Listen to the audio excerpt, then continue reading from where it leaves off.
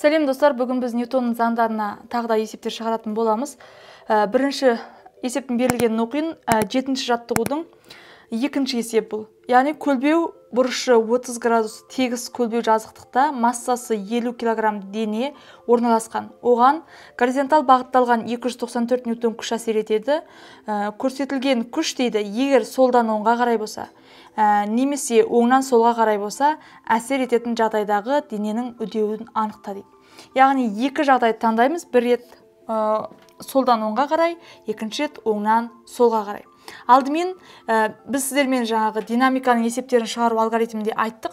Алдымен осы денеге әсер ететін күштерді сызып алу керек. Соны сызайық қазір. Яғни оңнан бірінші солдан оңға қарай сызып көрейік. Яғни солдан оңға қарай бұл денеге белгілі F тарту күш әсер етті. Және міндетті түрде ауырлық күш әсер етеді.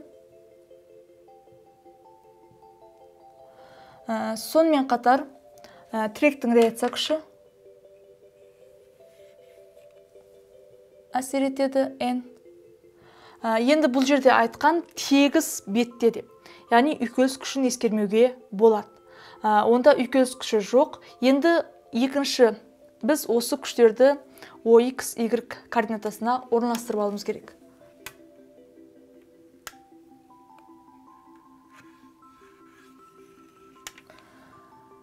Бұл X өсі келесі N-нің бағытымен Y өсін салайық. Енді осы жағдайға Ньютонның екінші заңын жазайық. Ньютонның екінші заңы бұл жердегі барлық күштердің қосындысы м-ға тең болу керек. Яғни барлық күш деп отырғанымыз бұл жерде n-нан бастайық. N қосамыз, келесі күшіміз mg. Одан кейінгі күшіміз F күші, тарту күші, және бұл тең болады м-ға. Яғни осы денеге белгілі бір үдеу береді. Енді келесі біз OX және OY көстері бойынша бұлардың проекцияларын алуымыз керек. Үйкеліс күші керек емес болғандықтан, яғни үйкеліс күшін ескермейтін болғандықтан, бізге OY көсі бойынша проекциясын алу міндетті емес. Сол үшін OX өсін ғана қарастырайық. OX өсі бойынша проекциясы. Енді қарайық. Мына жерде бұрыш альфа болып тұр. Мына түзумен мынау F күш орналасқан түзу параллель. Демек, мына бұрышқа мына бұрыш сәйкес келеді. Яғни мына бұрышымызда бізде альфа деген сөз.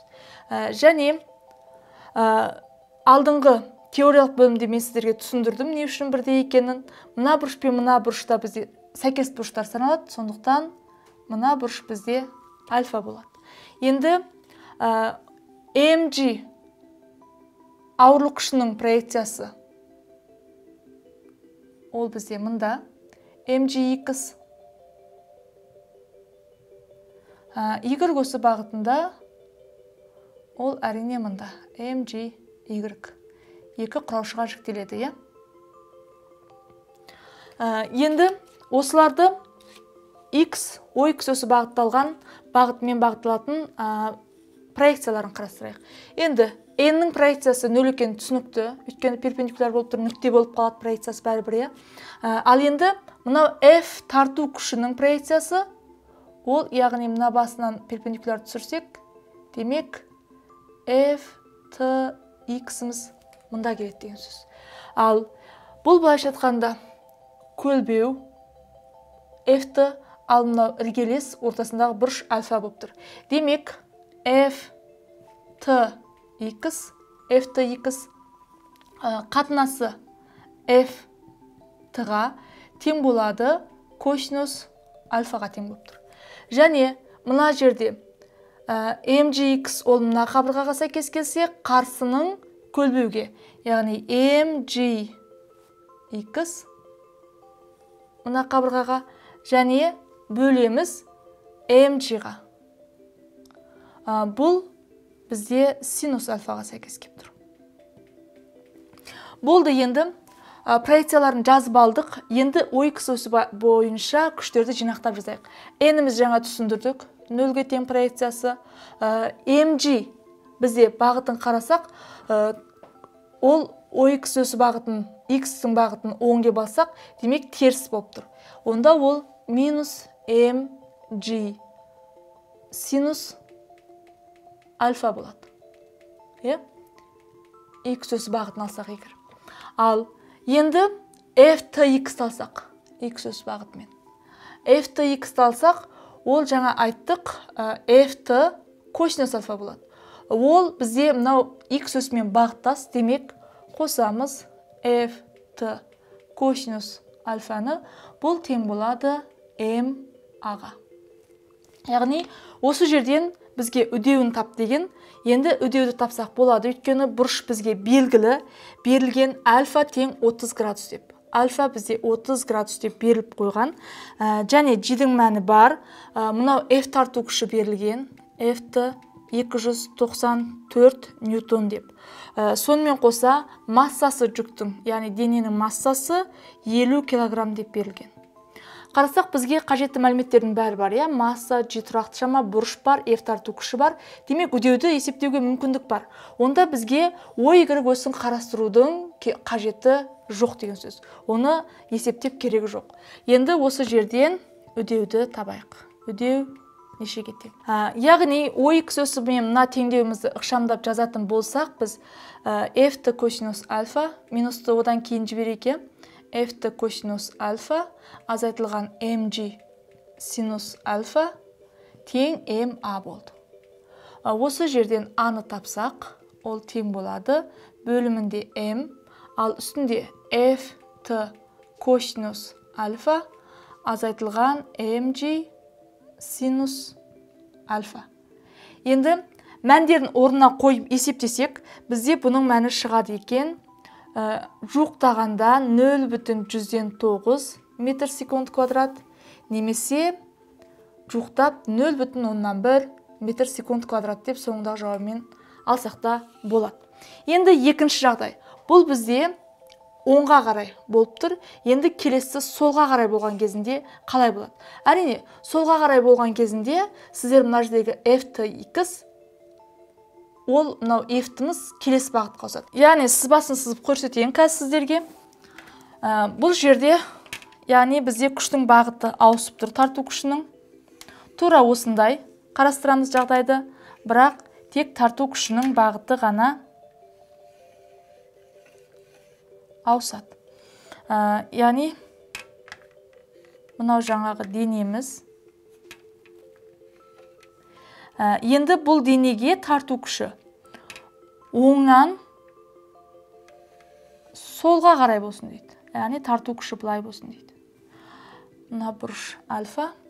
Және барлық әсер ететін күштерді сызып алайық. Тарту күші былай болса, тағы да үйкеліс күші жоқ. N мына жерден бағытталады, бірақ бір нүктеге сәйкестендірейік. N тік жоғары. Сонымен қоса MG ол төмен қарай. Енді күштердің барлығын сызып болдық. Енді бұларды OX, OY координатасына орналастыру керек.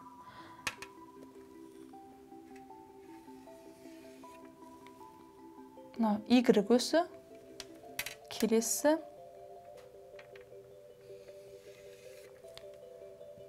X өсі. Енді қарасақ, бұл жерде керісінше жаңа мына жағында альфа болып тұрды ғой. Енді ішкі айқыш бұрыш болғандықтан, мынау да бізде альфа болады. Және мына жердің неге альфа екенін сіздерге түсіндірдім.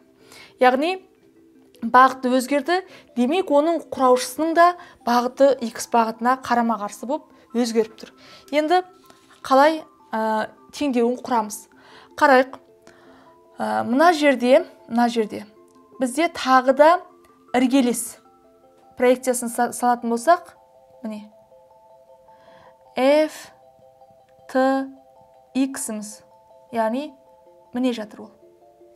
Және MG, X-імізде оның проекциясы да осы X өсінің бойында. Яғни мынау бізде mgx-іміз. f-ті mgx-ті салып алдық. Енді қарасақ, бұл жерде де mgx-тің mg-ға қатынасы бәрібірде өзгермейді. Мұнда көшіріп алсақ, себебі ол қарсысы болады. Сонда бәрібір мына заңдылық екеуінде бірдей орындалады. Енді f-тіні қарайық.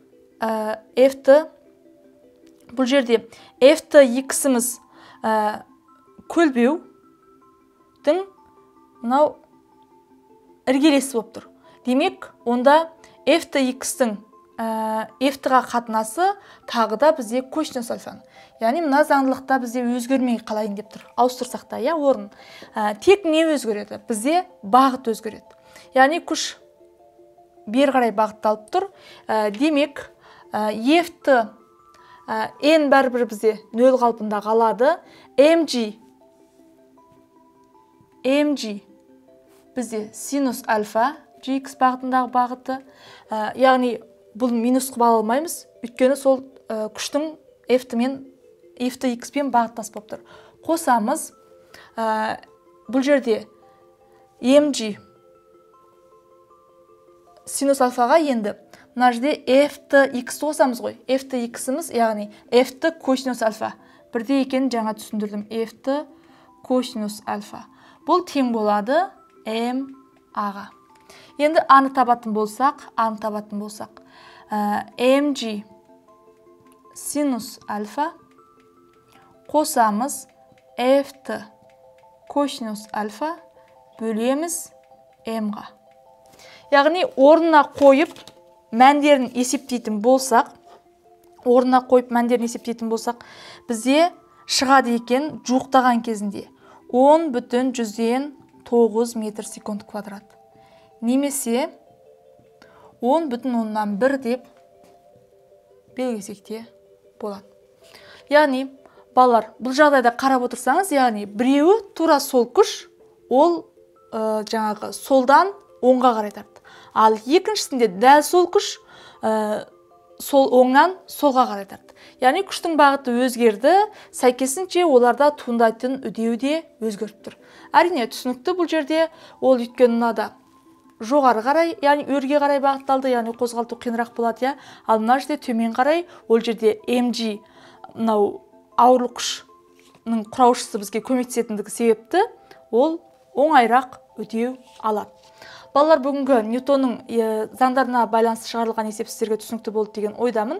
Ең бастысы бізге динамиканың есептерін шығару алгоритмін сақтау керек. Сол кезде есепті шығару оңайлай түседі. Егер қандай да бір жер түсініксіз болса, видеоның астына пікір қалдырасыз, мен сізге жауап беремін. Сау болыңыздар.